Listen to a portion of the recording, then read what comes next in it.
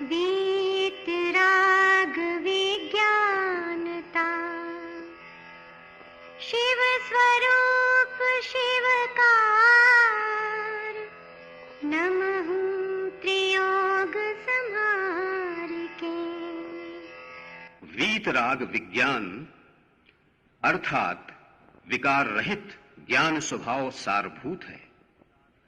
वो मंगल स्वरूप है और मंगलकारी है।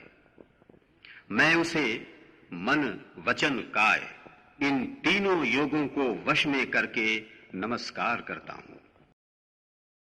6 डाला परम मांगलिक ग्रंथ है। पंडित दौलत राम जी द्वारा यह लिखा गया है। 6 इसमें ढाल हैं। 5वीं ढाल का यहाँ वाचन चल रहा है।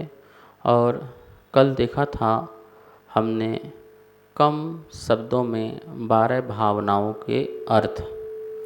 आज पंडित जी स्वयं ही अपनी छंद भाषा में हमें बताएंगे कि 12 भावनाओं में एक एक भावनाओं के बारे में। पहली जो भावना है वो अनित्य भावना है।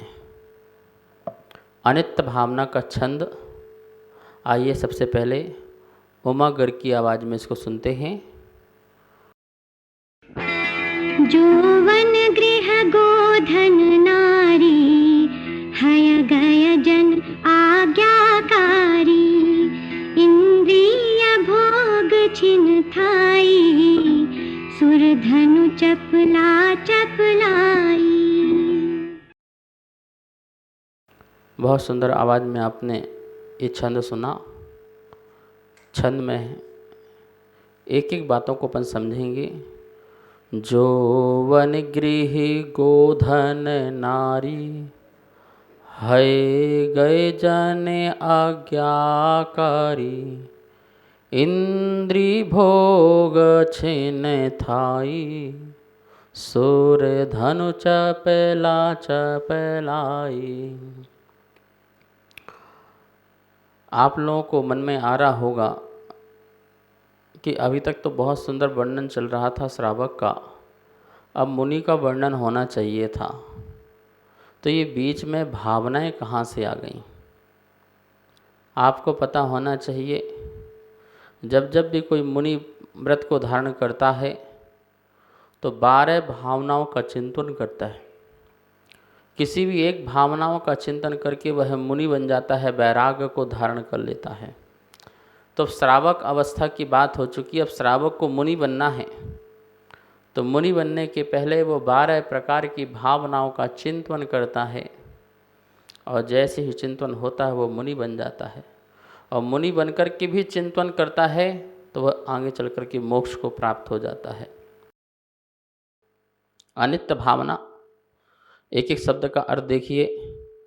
जोवन मतलब यौवन, गृह मकान, गो गाय भैंस आदि, धन धन दौलत संपत्ति लक्ष्मी आदि, नारी स्त्री, है घोड़ा, गए हाथी, जन कुटुंब जन, आज्ञाकारी नौकर चाकर सेवक सेविका, तथा इंद्रिय भोग 5 इंद्रियों के विषय भोग। ये सब थिन थाई, छिन थाई, क्षण मात्र को थाई रहने वाले हैं, क्षण मात्र स्थिर रहने वाले हैं। कैसे हैं ये सब? सुर धनु, सुर धनु मतलब, सुर मतलब इंद्र, धनु मतलब धनुष, इंद्र धनुष की तरह। चपला चपलाई, चपला बिजली, चपलाई चंचलता क्षणिकता की भांति। चपला की चपलाई, जो बिजली चमकती है कड़कती है, और उसकी चंचलता की तरह, उसकी क्षणभंगुरता की तरह। यहाँ पर जितनी भी वस्तुओं का ज्ञान कराया गया है, ये सब वस्तु श्रावक के पास होती हैं। और इन सभी वस्तुओं का जो बता रहे हैं कि ये कैसी वस्तुएं हैं, सुर, धनु और चपला। इनकी चपलाई की तरह, इनकी क्षणभंगुरता की तरह ये सारे के सारे वस्तुएं हुआ करती हैं। अब एक एक चीज़ का जरा आप ध्यान दें। यौवन मतलब यौवन, आपकी अपनी युवा अवस्था जो है, युवती जो अवस्था है, ये कब तक ठहरने वाली है। एक एक समय बीतता जा रहा है, काल का परिवर्तन होते जा रहा है और 20 साल से 25 साल, 25 साल से 30 साल, 30 साल से 35, 40 ऐसे क्रम से होते जाएंगे, बढ़ता जाएगा 20, 21, 22, 23, 24, 25 और एक दिन ऐसा समय आएगा कि हमारा यौवन निकल जाएगा। जिस यौवन में हम धर्म ध्यान कर सकते थे, जिस यौवन अवस्था में हम त्याग तपस्या कर सकते थे, जैसे कहते हैं कि बचपन की कमाई 55 में काम आती है, ऐसे ही साधना जो है वह बचपन में, युवा अवस्था में साधना होती है, कठोर से कठोर साधना होती है, त्याग तपस्या होती है। विहार भी युवावस्था में होते हैं। तो कितनी बड़ी साधना, कितना बड़ा संयम का पालन जो है वो युवा अवस्था में हो सकता है। कहते हैं कि वो युवा अवस्था भी चला जाता है, वो भी क्षणभंगुर है, शाश्वत नहीं है। किस पर घमंड करना है, किसका अहंकार करना है, यह बात यहाँ ध्यान रख रहे हैं कि किसका अहंकार करें। इस यौवन अवस्था का अहंकार करें, इस रूप का अहंकार करें, इस शरीर की शक्ति का अहंकार करें, क्या करें। सब कुछ नश्वर है, क्षणभंगुर है, अविनाशी कोई नहीं है। ये यौवन भी चला जाएगा। गृह मतलब घर, मकान। कैसे हैं मकान भी शाश्वत है। ये भी इंद्रधनुष की तरह हैं। जैसा इंद्रधनुष आया और चला गया, इसी प्रकार से ये घर, मकान, दुकान जो तुम्हें मिली है, ये परमानेंट रहने वाली नहीं है। जिन्होंने इसको बनाया वो भी चले गए, जो रह रहे हैं वो भी चले जाएंगे, जो आएंगे रहने वो भी चले जाएंगे। मकान भी हमें शाश्वत नहीं है, क्योंकि हम यहाँ से वहाँ विदा होते रहते हैं। यह मकान भी क्षणभंगुर है, कभी भी धाराशाही हो सकता है और कभी भी हमसे छूट सकता है।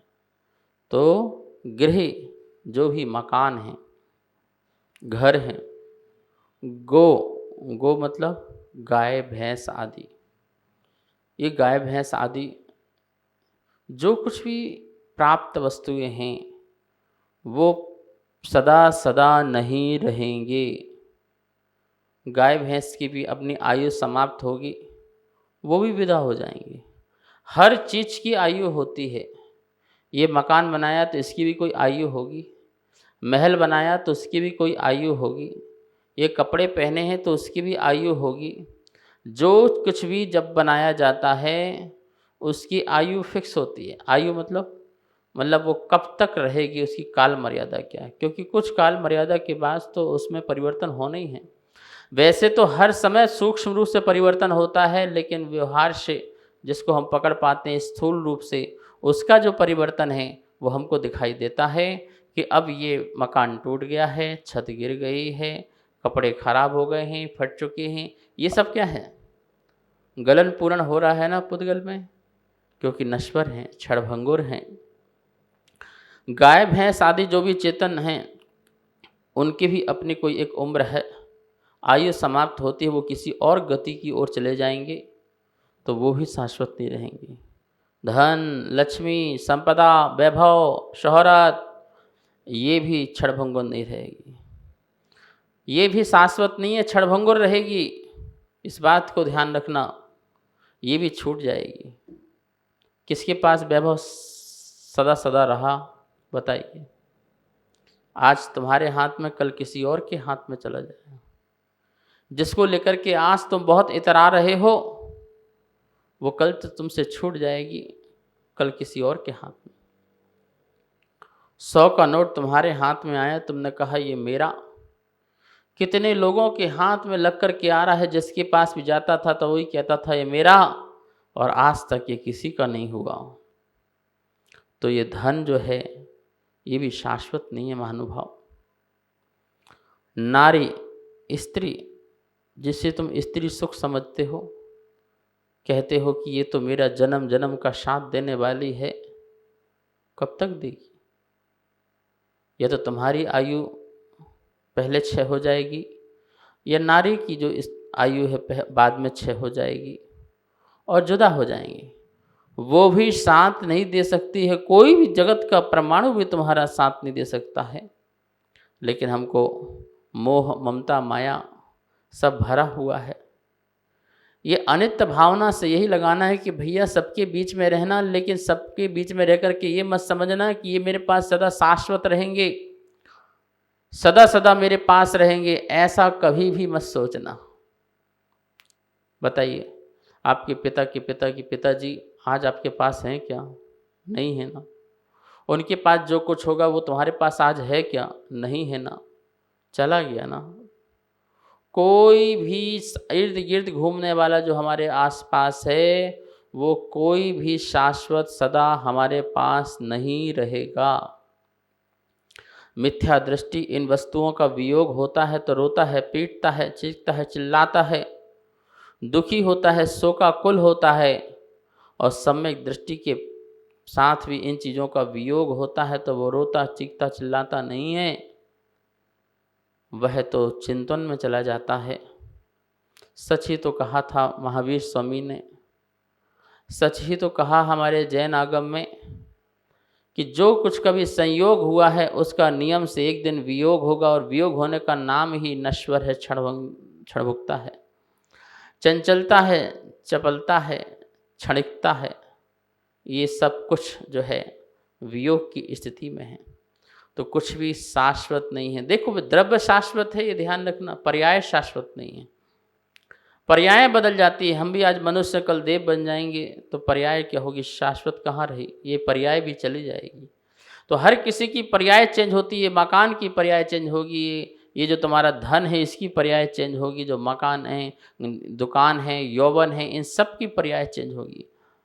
नित्य नहीं रह सकता, सदा यौवन पर नहीं रह सकता है, सदा ही जो भोग विलास है वो सदा नहीं रह सकता है। इनका भी पर्याय चेंज होती है, तो ये भी बदलती रहती हैं। अच्छा, हमारे यहाँ तो हाथी है, घोड़ा है, ओहो, इनका भी अहंकार है। भाई साहब, इनका भी अहंकार मत करो और इन पर भी सदा मोह मत रखो। ये हाथी घोड़ा, इनकी भी आयु है और ये भी क्षणभंगुर हैं। किसी को अपने परिवार पर, अपने कुटुंब पर बहुत गर्व होता है। मेरा इतना बड़ा कुटुंब, मेरे पास ये है, इतने लोग हैं, 100 जन हैं, परिजन हैं। बताइए आप, ये 100 जन परिजन सदा साथ रहेंगे? नाना नानी, चाचा चाची, दादा दादी, काका काकी, फूफा फूफी, मामा मामी, जितना भी परिवार है बहुत बड़ा होता है। फिर नातन नाती, पोता पोती, देवता देवती, पोता प्रपोता, कहाँ कहाँ कितना बड़ा परिवार, कितना बड़ा कुटुंब। लेकिन कुटुंब क्या सदा साथ रहता है? चला चली का मेला भी बना रहता है। इसमें कुछ चले गए, कुछ जा रहे हैं, कुछ जाने की तैयारी में रहते हैं। तो यहाँ भी जो है कुटुंब भी सदा साथ देने वाला नहीं है। क्या मरण के समय तुम्हारा कुटुंब तुम्हें बचा पाएगा? क्या परिवार तुम्हारी मृत्यु को रोक पाएगा? या फिर क्या तुम उनकी मृत्यु को रोक पाओगे? क्या उन्हें मरने से तुम बचा सकते हो? क्या उनकी आयु को तुम बढ़ा और घटा सकते हो? नहीं, सबका अपना अपना हिसाब होता है। तो शाश्वत सत्य को समझो। जो इस सत्य के रहस्य को जान जाता है वह व्यक्ति सुखी हो जाता है, बैरागी हो जाता है और किसी से राग, मोह, द्वेष भाव आदि नहीं रखता है। जो अनित्य भावना को नहीं समझता है वही संसार से किसी से राग रखता है, किसी से द्वेष रखता है, ये मेरे हैं ऐसा मोह भाव रखता है। मिथ्यात्व का भाव अनित्य भावना को न समझने के कारण है। राग द्वेष का भाव अनित्य भावना को न समझने के कारण है। अनित्य भावना जो आज मुझे मिला है वो किसी और का था, कल किसी और का था और परसों दूसरे किसी और का हो जाएगा। मेरा तो अपना एक सिर्फ आत्मा है। ये शरीर के परमाणु आज मेरे हैं, कल किसी और के होंगे और कल किसी और के थे। ऐसा जो जानता है और मानता है वो व्यक्ति बड़े ही अपने चिंतन के माध्यम से अपने आप को समझा लेता है। आज्ञाकारी, ओहो मेरे तो कितने नौकर चाकर हैं, कितनी आज्ञा मानते हैं, लाइन से खड़े रहते हैं। कोई पानी लेके आ रहा है, कोई कपड़े लेके आ रहा है, कोई पोछा लगा रहा है, कोई सफाई कर रहा है, कोई मालिश कर रहा है। मैं जैसे जिसको आज्ञा देता हूँ और वो उस आज्ञा का पालन करता है। इस बात को भी ध्यान रखना, ये आज्ञाकारी जितने भी हैं, जब पाप कर्म का उदय आएगा तो ये भी तुम्हें दिखाई नहीं देंगे। कहाँ गए ये भी पता नहीं चलेंगे। एक समय जब कितने लोग होते हैं, देखो जब राष्ट्रपति बनते हैं तो कितने 300 कमरे, हजारों नौकर चाकर, व्यवस्था देखने वाले, और जब राष्ट्रपति पद से हटते हैं कोई दूसरा बनता है तो फिर क्या रहता है? एक मकान, 2-4 नौकर, बस। कितना राजपाट वैभव यहीं देख लीजिए आप। बड़े बड़े पद में रहते हैं मंत्रीगण, प्रधानमंत्री आदि, और जब उस पद से निकलते हैं, नीचे आते हैं, तो फिर उन्हें कोई पूछने वाला भी नहीं होता है। पहले तो कहाँ लोग कितने भागते थे, काम करने को तैयार थे, कितने नौकर चाकर थे आज्ञा में रहने वाले, और अब कोई आज्ञा में नहीं। शाश्वत कुछ भी नहीं है, पद भी शाश्वत नहीं है, नौकर चाकर भी, ये सुख भी शाश्वत नहीं है। इंद्रिय भोग, जो 5 इंद्रिय के भोग हैं वो भी क्षणभंगुर हैं, एक एक उपयोग के बाद बदल जाते हैं और वो भी क्षणभंगुर हो जाते हैं। ये सब सारे भोग जितने छिन्न थाई, ये थाई स्थिर नहीं है, छिन्न हैं, क्षण मात्र को रहने वाले हैं। जैसे इंद्रधनुष और जैसे बिजली की चपलता जो है कैसी है, क्षणभंगुर है। तो महानुभाव, इस तीसरे छंद के माध्यम से अनित्य भावना का अपन ने थोड़ा सा स्वरूप समझा, और गागर में सागर भरा है पंडित जी ने, और एक एक बात जो श्रावक के पास सारी चीज़ें होती हैं उनको बताया। श्रावक जब चिंतन करता है तो उसे महावैराग उत्पन्न होता है, जिसके बल से वो महामुनिराज बनता है। अनित्य भावना के बारे में और भी कल चर्चाएं करेंगे। आज इतना ही समय हो गया है। आइए माँ जनवाणी की स्तुति करते हैं। वाणी के ज्ञान ते सूझे लोकालोक, सो वाणी मस्तक नमो, सदा देत हूँ धोख, सदा देत हूँ धोख। इस कार्यक्रम के पुण्यार्जक थे श्री खंडेलवाल दिगंबर जैन मंदिर, राजा बाजार, कनॉट प्लेस, नई दिल्ली, एवं श्री खंडेलवाल दिगंबर जैन मंदिर, वैदवाड़ा, दिल्ली के अंतर्गत खंडेलवाल दिगंबर जैन पंचायत, दिल्ली। जिनेंद्र जैन नरपतिया अध्यक्ष, धीरज जैन कासलीवाल महामंत्री, विजय लोहाड़िया विक्की उपाध्यक्ष, गौरव पाटोदी मंत्री, विनोद पांड्या कोषाध्यक्ष।